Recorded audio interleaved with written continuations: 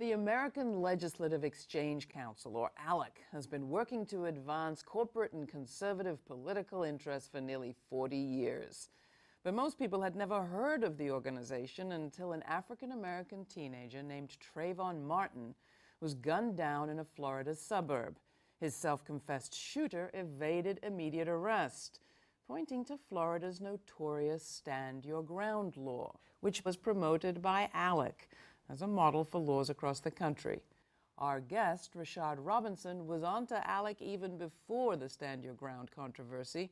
Robinson is the executive director of Color of Change, at 800,000 strong, the largest Black online organization in the country.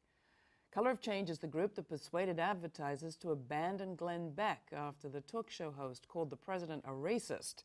In the wake of the Martin tragedy, Color of Change has led a campaign aimed at getting corporations to quit ALEC. So far, 40 high-profile corporations, including Coca-Cola, Walmart, and General Motors, have defected. Last week, for the second year running, the online newspaper The Root named Robinson one of the 100 most influential young African Americans. Rashad, welcome. Glad to have you. Thanks for having me.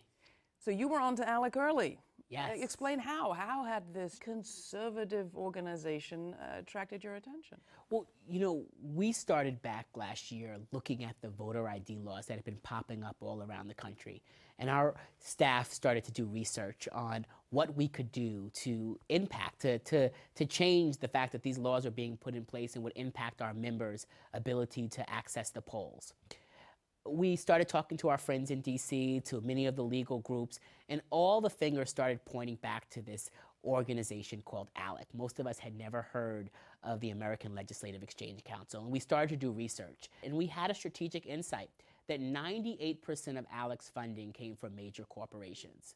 Corporations that every single day came to the Black community and said, buy our products or use our services. And while at the same time they were supporting this organization that none of us had heard of, but this organization was behind these voter ID laws. But you've got Pepsi, Coca-Cola, GM, GE, Kraft Foods, Mars, you name it, McDonald's, Wendy's, the list is endless. What gave you, upstart Color of Change, your organization hasn't been around for 100 years, doesn't have budgets of millions. What gave you the idea that you could take them on? Well, Color of Change has a true belief in the power of everyday people's voices to make a difference. When we took on Glenn Beck, folks said that it couldn't be done. They said that Fox News and Rupert Murdoch would never listen to our organization, and yet these corporations ended up having to listen. And by the end of the Glenn Beck show, the last commercial was that company that you put gold in an envelope and you send it in and they melt it down and send you back cash. It was no longer the major corporations that had been sponsoring Glenn Beck. But we also know that there's a moral authority to voting in this country. And when you bring that type of moral authority with real strategic insight and good campaigning, which I believe that we did here, really sort of identifying what is the pressure point and how do we make that happen, then we can make change. Talk a bit about the mechanics of the campaign and how you got your members involved, because it's one thing to say 800,000 people are going to take an action. It's another for that many people to get excited, again, about what seems like a kind of obscure organization, ALEC. We started by reaching out to these corporations behind the scenes. We sent letters to 15 major corporations and explained what ALEC was doing. And they knew what we had done through Glenn Beck. We were relentless, and we let them know that we needed to talk to someone behind the scenes before a public campaign was run. That this is what ALEC was doing, and that their money was inside of ALEC. And they would say things to us like, you know, we support both sides of the issue. We support the organizations on the right, and we support organizations on the left.